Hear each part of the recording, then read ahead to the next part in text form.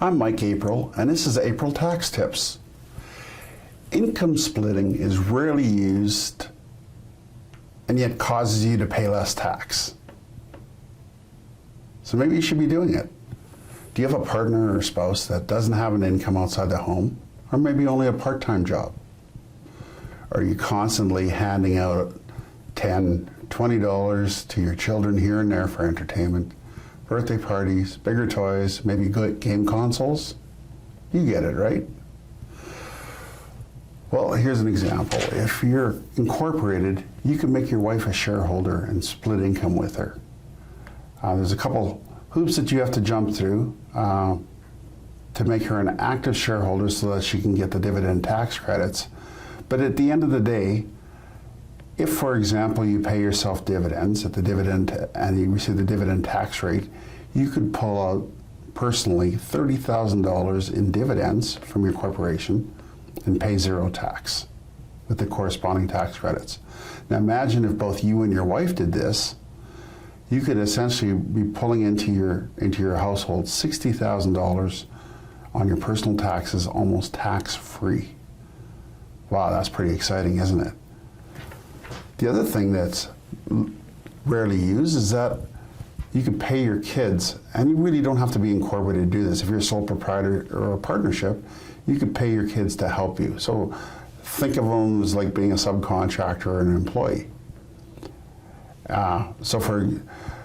And at the end of the year, you'd have to give them a T4 slip and let them claim it on their own tax return. But let's face it, if it's under $12,000, they're not going to have any tax payable at all. And the other thing they might be able to do is increase RSP room, contribution room for later years as well.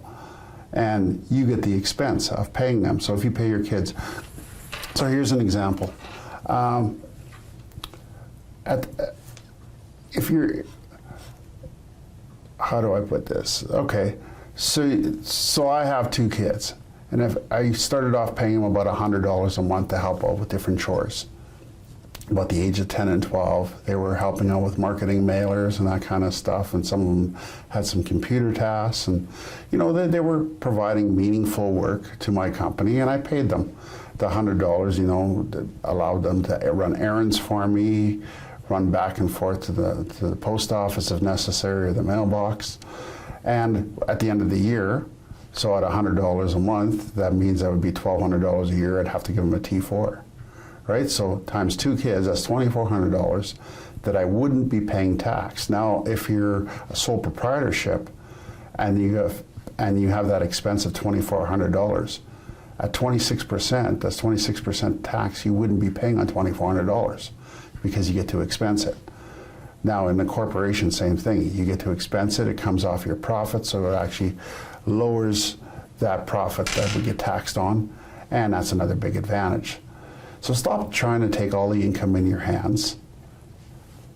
There's probably a better solution out there that can stop you from overpaying your taxes. So why not take advantage of it? That's it for this episode. Take care.